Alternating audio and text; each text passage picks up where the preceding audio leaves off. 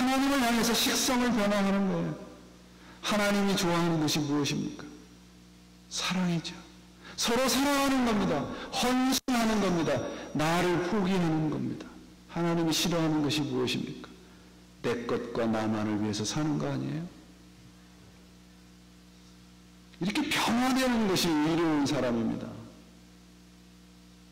제가 좋아하는 작가 중에 권정생 선생님이라는 분이 계세요. 이분은 동화 작가입니다. 근데 이분이 쓴 그 어른을 위한 동화라는 책을 보면 참 의미가 있어요. 근데 이분의 글에 이런 내용이 있어요. 이분이 어느 날 그 시내에 나갔다가 이 버스를 타려고 하다가 주머니를 뒤져보니까 버스비가 모자란 거예요. 그래서 돈이 되는 대로 이제 그 완행열차라는 걸 탔대요. 그 열차를 타고 보니까 어떤 아주머니가 이 그 권정생 선생님한테 자리를 양보하더라는 겁니다. 그래서 처음에는 이렇게 마다하다가 그 자리에 앉으신 거예요. 그러면서 이 권 선생님이 이 작가가 그 아주머니에게 물었어요. 혹시 교회 다니시는 분이세요? 그랬더니 이 아주머니가 깜짝 놀라면서 어떻게 아셨어요? 그러면서 이 아주머니가 이 권정생 선생한테 하는 자기가 경험한 얘기를 해주는 겁니다. 그 몇 년 전에 아주 희한한 걸 경험을 했는데 집에서 바쁘게 일을 하고 있는데 어떤 허름한 거지가 찾아와서 먹을 걸 달라는 거예요. 그래서 이 아주머니가 짜증을 내면서 바빠 죽겠는데 다음에 오라고. 그리고 그 거지를 이제 그 면박을 주면서 그냥 내쫓았답니다. 그래서 내쫓고선 그 거지가 돌아서서 뒷모습을 보여주는데 이 아주머니가 깜짝 놀라는 거예요. 그 뒷모습이 예수님이더래요. 그래서 허겁지겁 쫓아갔답니다. 그런데 어디론가 그분이 사라진 거예요. 그래서 그분이 이 사건 이후로 이분은 낯선 사람은 다 예수님이다. 그렇게 생각하고 살았답니다. 그러니까 이분이 이거예요. 10년을 하루같이 만나는 모든 낯선 사람들이 예수님이라고 알고 살으니까 대접하게 되고 헌신하게 되고 사랑이 넘치더라는 거예요. 그래서 세상 사람이 다 예수님으로 보이니까 참 좋아요. 내가 할 수 있는 건 다 해드리고 싶기 때문이죠. 여러분, 이 아주머니의 얘기가 유치하게 들리세요? 어떠세요, 여러분? 뭐 그런 유치한 얘기를 해? 저는 이 이야기가 얼마나 거룩하게 들리는지 몰라요. 예수를 이용해서 세상적인 능력을 얻고 성공한다는 얘기보다 저는 이 아주머니의 이 변화된 삶이 더 부러워요. 이게 의로운 사람의 모습입니다. 얼마나 풍성한 사람입니까? 세상에 많은 사람들은 건강하게 오래 사는 것이 복이라고 하죠. 그럼 우리 신자들, 우리 각자에게 한번 물어보시죠. 여러분은 건강하게 오래 살고 싶으세요? 아닌 것 같은 얼굴을 하세요. 다 건강하고 오래 살고 싶죠? 그럼 왜 건강하고 오래 살고 싶으세요? 무엇을 위해서? 무엇을 배부르고 무엇의 허기와 갈증을 느끼며 살고 있나요, 우리가? 세상적으로 즐기고 세상적인 안락함을 누리기 위해서 건강하게 오래 살고 싶은 삶처럼 실패한 인생은 없습니다. 예수님 앞에서 그런 인생은 철저하게 실패한 인생입니다.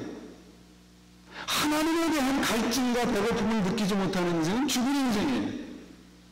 그런 인생은 100년, 200년을 살아도 실패한 인생입니다. 예수 그리스도 안에 있는 것에 대한 허기와 갈증을 느끼지 못한다면 우리의 영혼은 죽은 겁니다.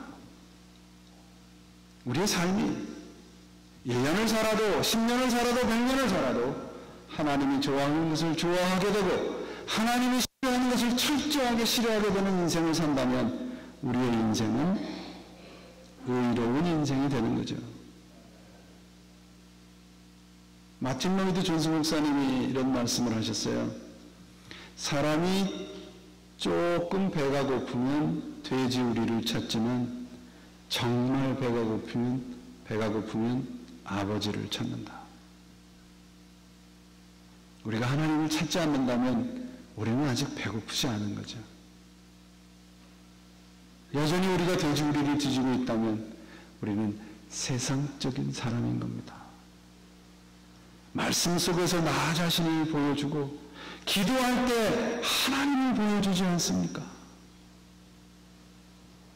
이런 허기와 갈증이 우리 안에서 너무도 희미해져 있습니다. 혹자는 이렇게 여러분들 불평하실 수 있어요.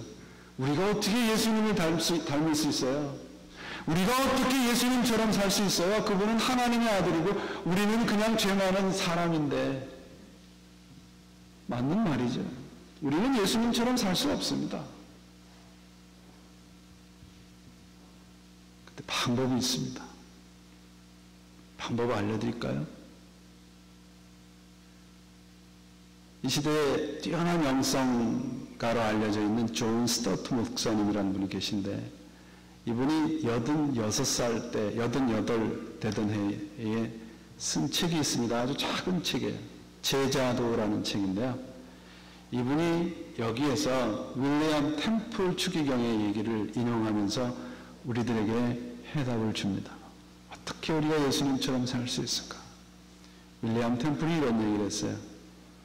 내가 햄릿이나 리어원과 같은 희곡을 주고 그런 희곡을 쓰라고 말하는 것은 소용이 없는 일이다. 그건 섹스피어는 할 수 있지만 나는 할 수 없다. 내가 예수님의 삶과 같은 삶을 보여주고 그렇게 살라는 것은 소용이 없는 말이다.